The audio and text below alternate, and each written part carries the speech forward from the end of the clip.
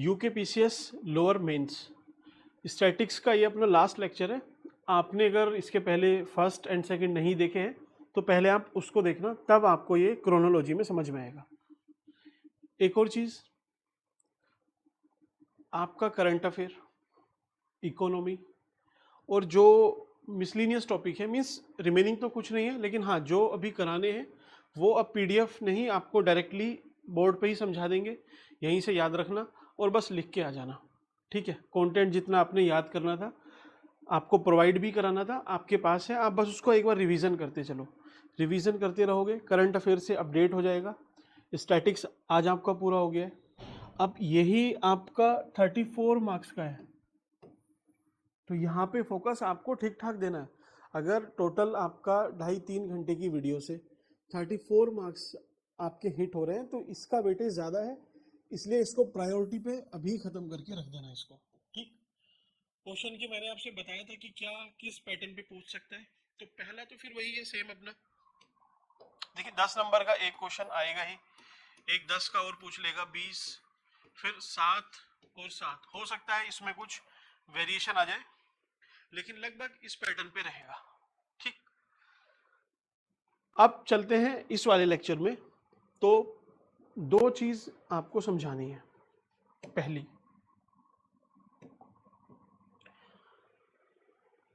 आपका सिलेक्शन होगा या किसी का भी कोई भी फील्ड में वर्क करता है तो उनके पास डेटा है।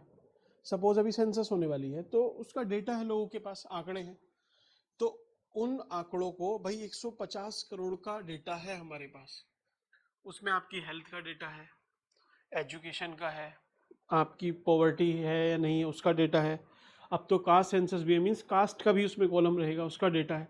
तो बहुत सारा डेटा है, उसको आप प्रेजेंट कर दो अगर किसी ग्राफ में तो वो थोड़ा सा और इजी हो जाता है, और उन ग्राफ को भी आप अलग अलग सेक्शन में बाइफरकेट कर दो तो वो और ज़्यादा इजी है।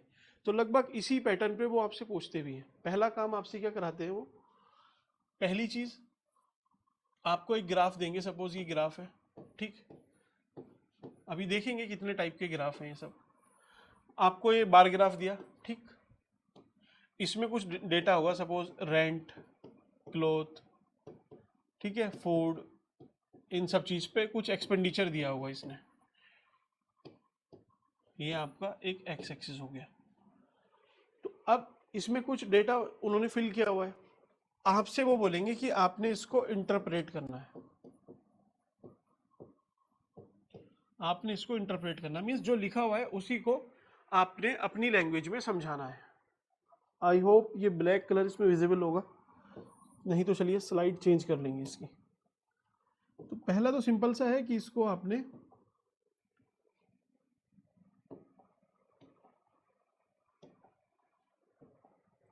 डेटा को इंटरप्रेट करना है। दूसरा क्वेश्चन आपसे वो पूछेंगे, कुछ डेटा होगा या ग्राफ होगा, सपोज ये आपको पाई चार्ट उन्होंने दिया, ठीक, इसमें कुछ आपको आंकड़े देंगे कि ये 20 डिग्री है, ये 40 डिग्री है, ये 80 मीन्स कुछ भी करके दे सकते हैं।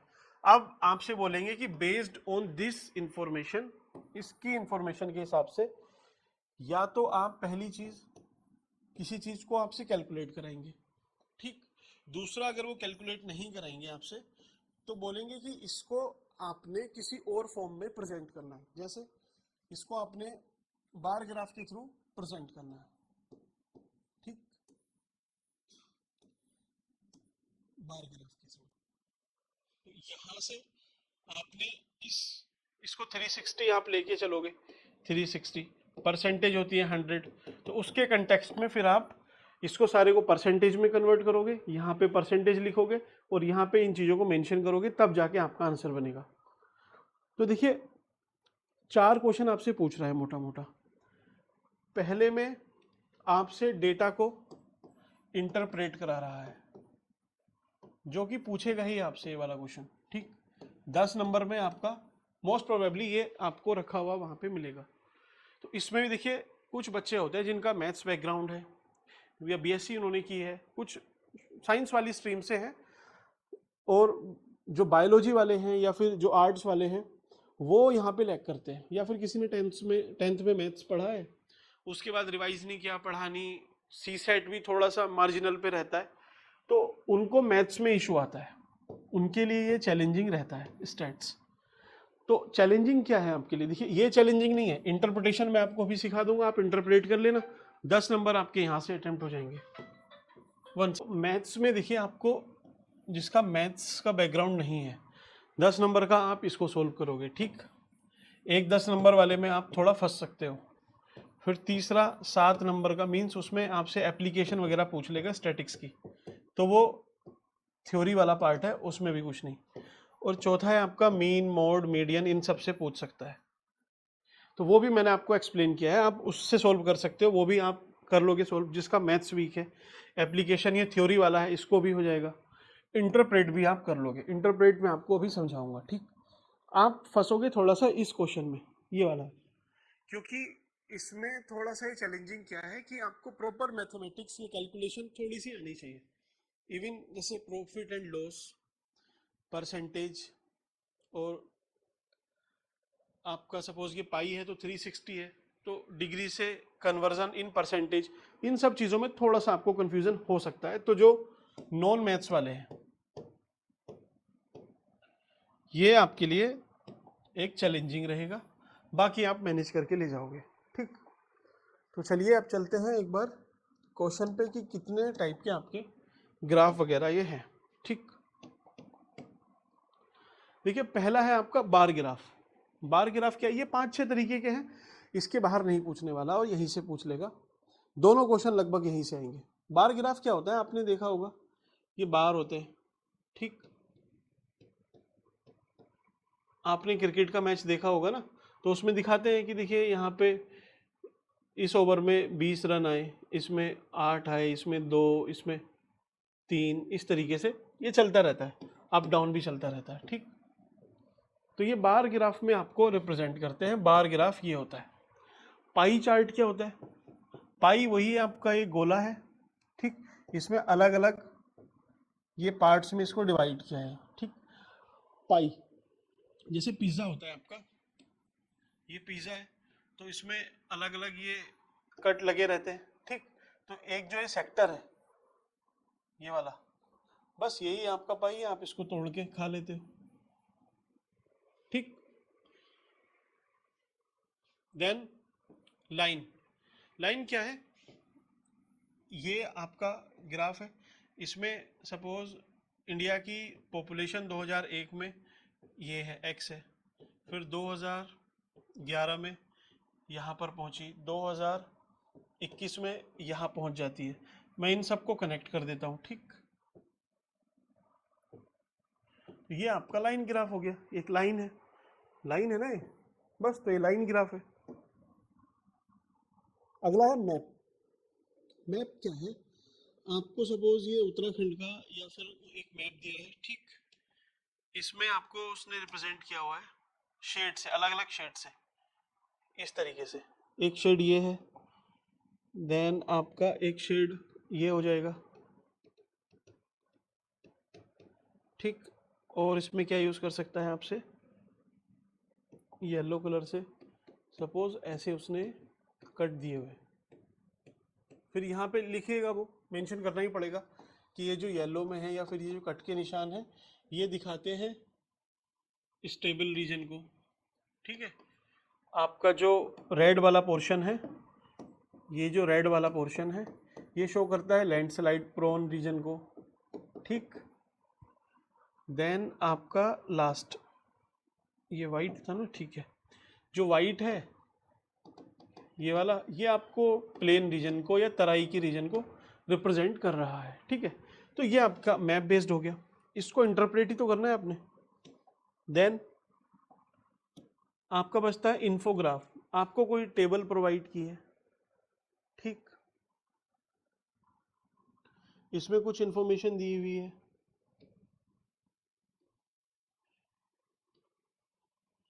तो ये अलग अलग इंफॉर्मेशन है, एक इस तरीके से आपसे पूछ सकता है। देन ये फ्लो वाला फ्लो चार्ट, तो ये तो उतना इंपॉर्टेंट नहीं है, तो मोटा मोटा आपसे ये 5 चीजें यहां से पूछेगा, ठीक। अब 5 आपको दिख रहे हैं,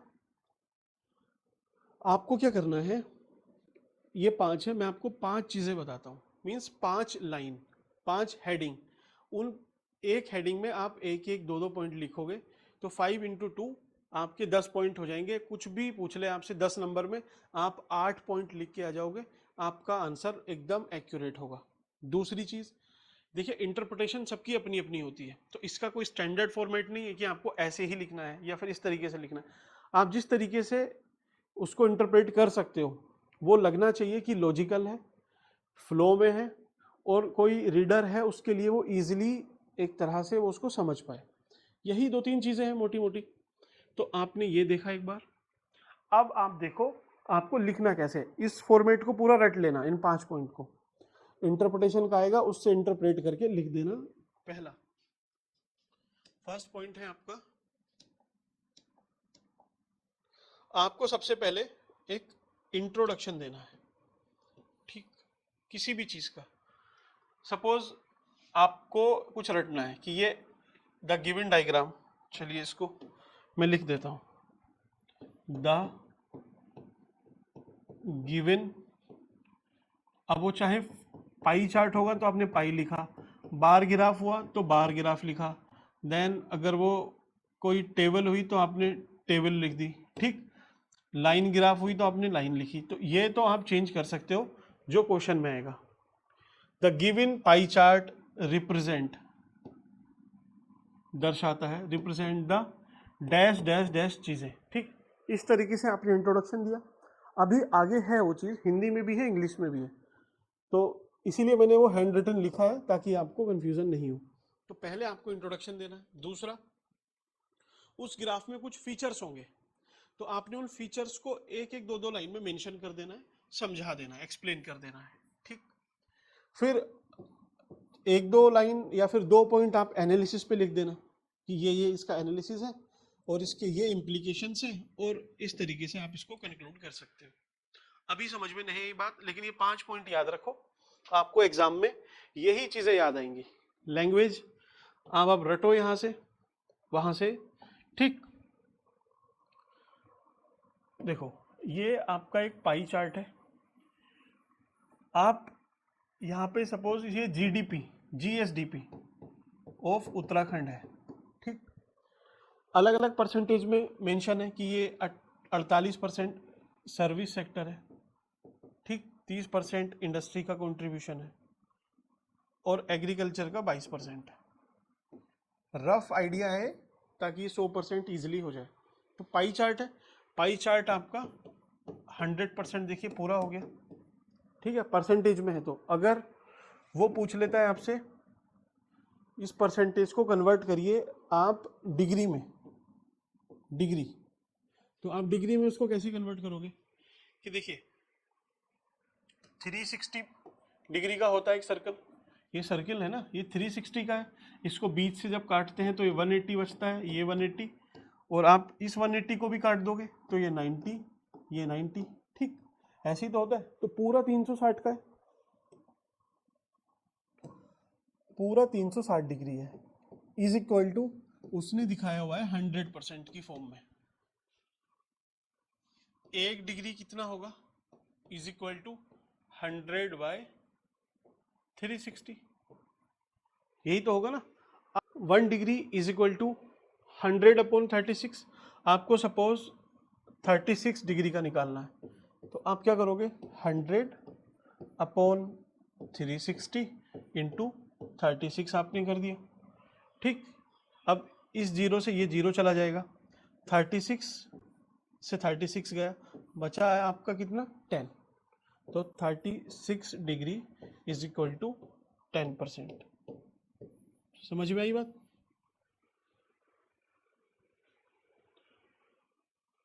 अब आप इसको ऐसे समझ लो, 10% है 36, तो 10 में आप जीरो लगा दो एक, 100% कितना हो जाएगा, यहां भी आप जीरो लगा दो, 360 डिग्री। तो बस यही है, बेसिक सी चीजें हैं। अब आपसे सर्विस सेक्टर का उसने पूछा हुआ है कि देखिए, पूछा नहीं सॉरी, सर्विस सेक्टर मेंशन है, ये मेंशन है, और आपका एग्रीकल्चर मेंशन है। अब आपने इसका इंट्रोडक्शन देना है। इंट्रोडक्शन, इसको आप चाहे तो रट्टाफिकेशन इसका कर सकते हैं, क्या, द गिवन पाई चार्ट, अगर वो पाई चार्ट नहीं है, बार ग्राफ है, तो यहाँ पे बार ग्राफ लिख लेना, आपका लाइन ग्राफ है तो लाइन ग्राफ लिख लेना, जो भी है आप वो लिख लेना। The given pie chart illustrate the sectoral composition of Uttarakhand, highlighting relating contribution of agriculture, manufacturing and service. Means आपका ये पाई चार्ट था, तो आपको पहले इसके बारे में समझाना है ना कि ये क्या है।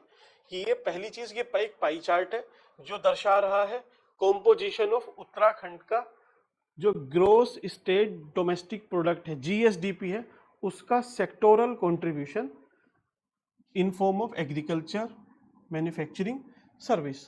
ये इंट्रोडक्शन हुआ हिंदी में। यह पाई चार्ट उत्तराखंड के सकल, सकल के बाद देखिए राज्य होना चाहिए, सकल राज्य, ये आप खुद से बना के लिख सकते हो, सकल राज्य घरेलू उत्पाद के योगदान को दर्शाता है, ठीक, जिसमें कृषि का योगदान कितना है, जितने परसेंटेज दिया होगा X%, उद्योग का इतना है, सॉरी उद्योग का इतना है, और सेवा क्षेत्र का इतना योगदान है। तो इंट्रोडक्शन वो कुछ भी पूछे, आपसे लाइन का पूछेगा कि जो गिवन लाइन ग्राफ है वो इलिस्ट्रेट कर रहा है फूड, क्लोथिंग, दिस, इस तरीके से आप लिख सकते हो। तो पहले आपने जो भी उसने दिया हुआ है उस बड़ी मोटी मोटी चीजों को टारगेट करना है, ठीक। में कृषि का, उद्योग का और सेवा क्षेत्र का योगदान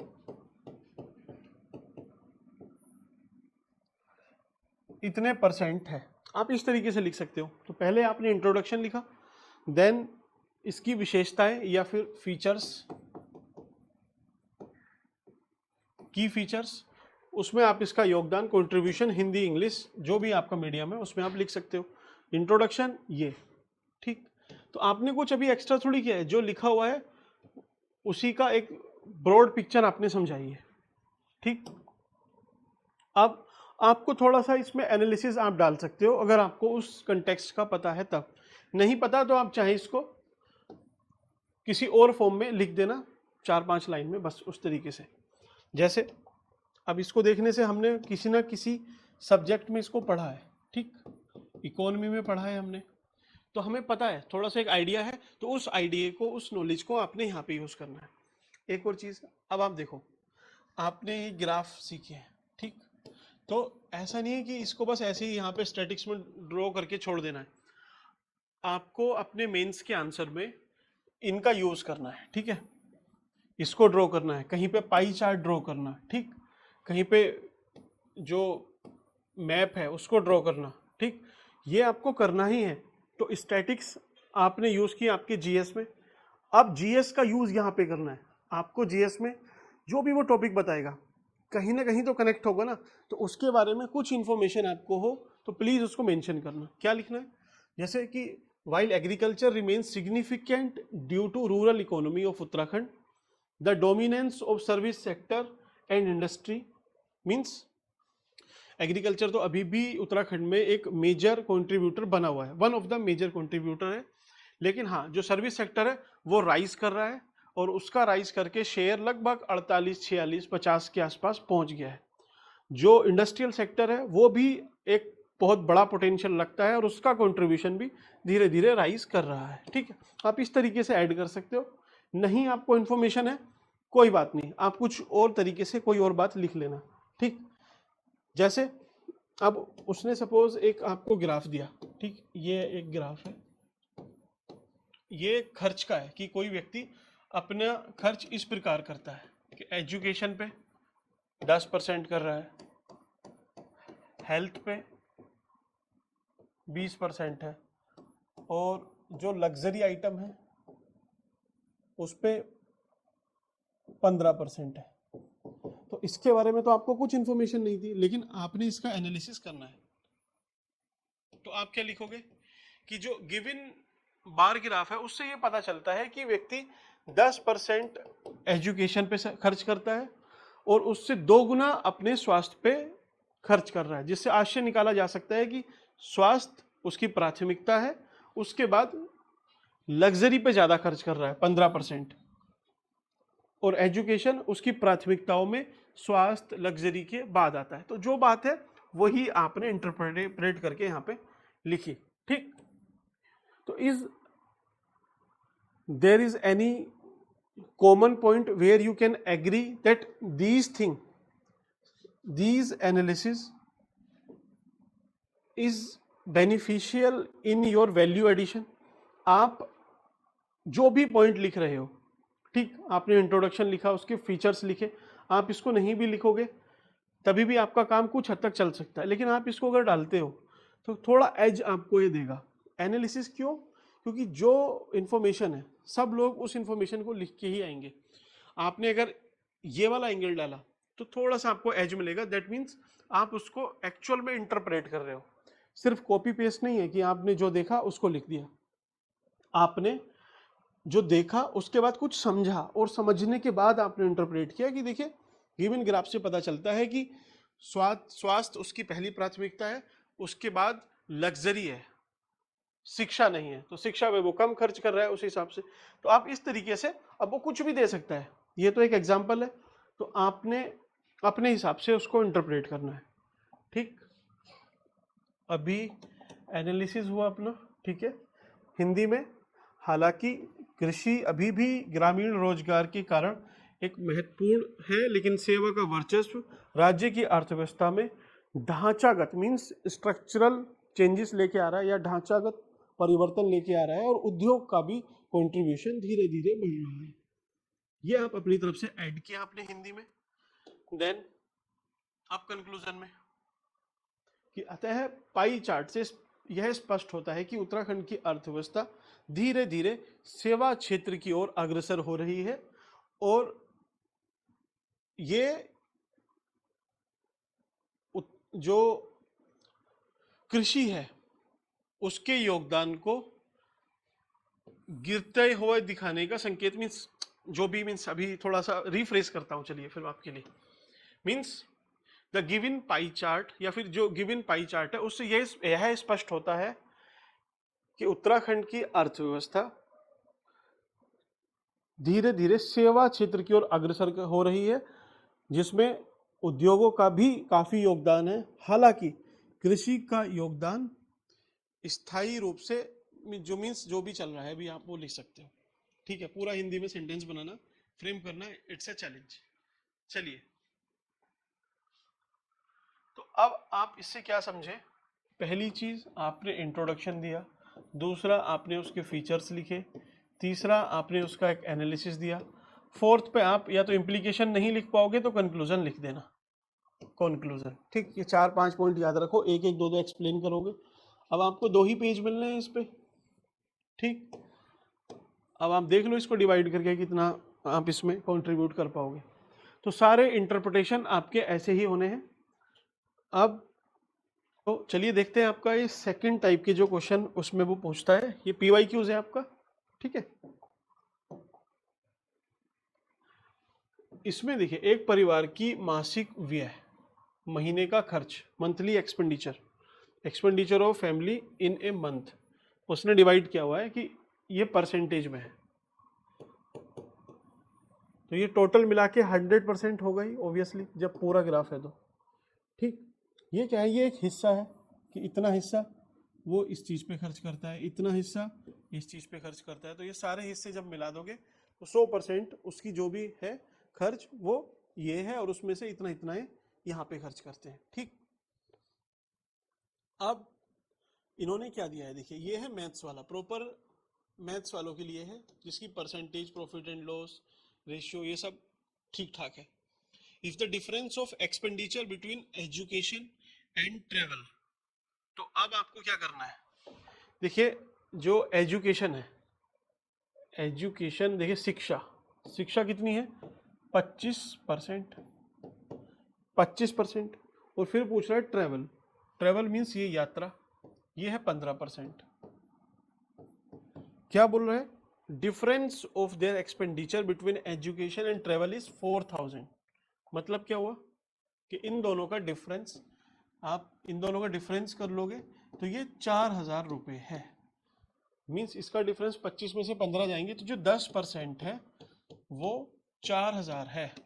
ठीक, 10% 4000, 1% कितना होगा, चलिए जीरो को हटा देते हैं तो ये जीरो हट गया, 400 हुआ।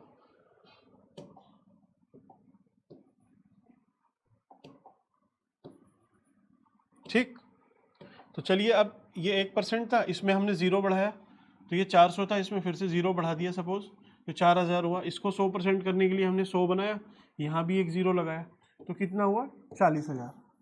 तो 100% है आपका 40,000।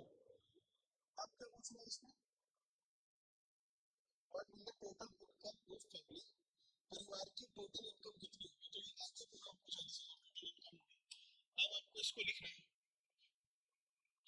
लिखने में फिर वही राम कहानी, जो मैथ्स वाले हैं उनके लिए तो इजी है, और जिसका मैथ्स वीक भी है वो कुछ नंबर तो इस पे एटलीस्ट ले ही जाएंगे। कैसे, आपको जो सिखाया the given pie chart represent this this this this, और इनका एक्सपेंडिचर इस तरीके से है, ठीक, जो कि प्रतिशत में है। ठीक है, आपने ये भी एक्सप्लेन किया, थोड़ा बहुत और एक्सप्लेन आप कर सकते हो। देखिए ये सबसे ज्यादा किस में अपनी शिक्षा पे खर्च कर रहे हैं, तो एनालिसिस में आप लिख देना कि ये शिक्षा को सबसे ज्यादा प्राथमिकता दे रहे हैं। उसके बाद मकान और भोजन जो कि 20-20% है, उसको भी समान रूप से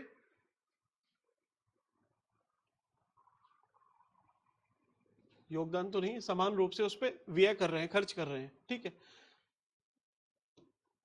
भोजन, मकान और बचत, इन तीनों पे कर रहे हैं। ठीक, देन यात्रा, तो ये क्या है, आपको बात आप 2-3 लाइन में पूरा आंसर खत्म कर सकते हो, लेकिन जब उसने 10 नंबर में पूछा है तो उसकी भी रिस्पेक्ट करनी है आपको। ठीक है, 10 नंबर में पूछा है तो 10 मार्कर पूछा है तो 10% तो इज्जत देनी पड़ेगी ना इसकी कहानी लिखने में।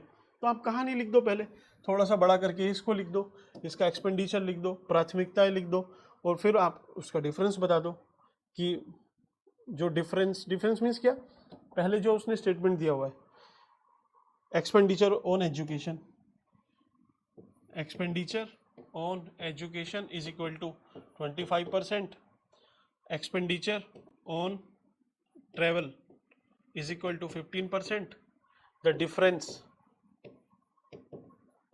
between education and travel is equal to 25 minus 15%, which is 10%. If 10% is equal to 4,000, then 100% is equal to 40,000। इस तरीके से आप पूरी कहानी लिख सकते हो। ठीक, चलिए ये देखिए, वर्ल्ड स्टैटिक्स डे था, कब मनाया जाता है, डेट इस पे मेंशन है 20 अक्टूबर। ठीक है, 20 अक्टूबर को भी सेलिब्रेट किया जाएगा, 20 अक्टूबर 2025। तो कहीं भी आपको डिस्क्रिप्टिव कोई क्वेश्चन पूछ लेता है कि इसकी एप्लीकेशन क्या है, तो आप उसकी कंक्लूजन में लिख सकते हो या इंट्रोडक्शन में कि 20 अक्टूबर 2025 या फिर 20 अक्टूबर को हर साल ये मनाया जाता है। ठीक, और इस बार का थीम क्या है इसका, driving change with quality statics and data for everyone. कहीं कंक्लूजन में, इंट्रो में कहीं भी यूज कर सकते हो तो कर लेना। बाकी एक आपका एक क्वेश्चन, नेक्स्ट क्वेश्चन है, अच्छा ये वाला है, इसमें देखिए क्या बोल रहा है कि ये टेबल है एक, ठीक है, इसमें food, cloth, rent, fuel, education, miscellaneous, इन सब पे कोई भी व्यक्ति महीने में खर्च कर रहा है। ठीक, इंडिविजुअल, उसका एक खर्च का ब्रेकअप है। ठीक, अब इसको वो बोल रहा है कि आपने इसको प्रतिशत बार डायग्राम, मींस परसेंटेज बार डायग्राम बनाना है, बार ये वाला। ठीक, बना सकते हो, ये प्रॉपर आपका मैथमेटिक्स का क्वेश्चन है। अब देखिए सिंपली, जिसको थोड़ा वीक भी है तो देखिए इसमें कोशिश करना समझने की, ये जो उसने जितना भी खर्च किया तो उसका जो भी खर्च है वो 100% है, 100% है ना, जो भी उसका खर्च है वो 100% है। 100% कितना है, इतने रुपए में होगा, इन सबको जोड़ दो आप, तो इतने रुपए जो जितने भी हैं उसके निकल के आएंगे, वो आपके 100% उसका खर्च है। तो इसको एक बार देख लेते हैं। 6 5 11, 18 2 20, 0 2 4 2 6 12 18 23 23 4 27 32 2 3 2 5 6 7 720। तो जो 720 रुपए हैं या जो खर्च है वो 100% के इक्वल है। ठीक, 720 रुपी इज इक्वल टू 100%। ठीक, 1 rupee is equal to 100 by 720। ठीक, अब आपको फूड का निकालना है, सपोज फूड का, तो आप फूड लिखो यहाँ पे। फूड पे कितने खर्च कर रहा है, 240। तो इसको अगर आप 240 से मल्टीप्लाई कर देते हो तो फूड का परसेंटेज आपका आ जाएगा निकल के। ठीक, 24, देखिए इस 0 से ये 0 चला जाएगा, 24 से ये 3 बार जाएगा, तो 100/3 इज इक्वल टू 33.3। ठीक, कर लोगे आप। अब देखो आपने डायग्राम ड्रॉ करना है, बार डायग्राम। तो सबसे ज्यादा इसमें देखो 240 है ना, 240 सबसे ज्यादा है, तो सबसे ऊंची बिल्डिंग आपकी इसी की बनेगी। ठीक, ये फिक्स हो गया, 33%। ठीक, यहां पे आप लिख देना फूड, बाकी जो भी आप यहाँ पे बार बनाओगे उस हिसाब से मेंशन करते जाना। ठीक,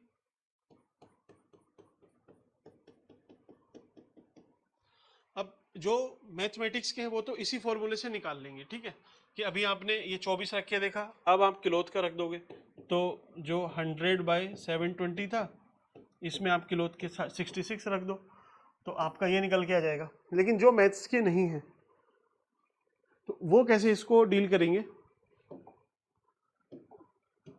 अब इसके बाद निकालना आपके लिए तो थोड़ा चैलेंज रहेगा। आप क्या करना, एक भी आपने निकाला तो 240 से लगभग 40-50 नंबर कम आपका मिसलीनियस है, तो इससे जो कम वाला होगा तो ये आपका मिसलीनियस आ जाएगा।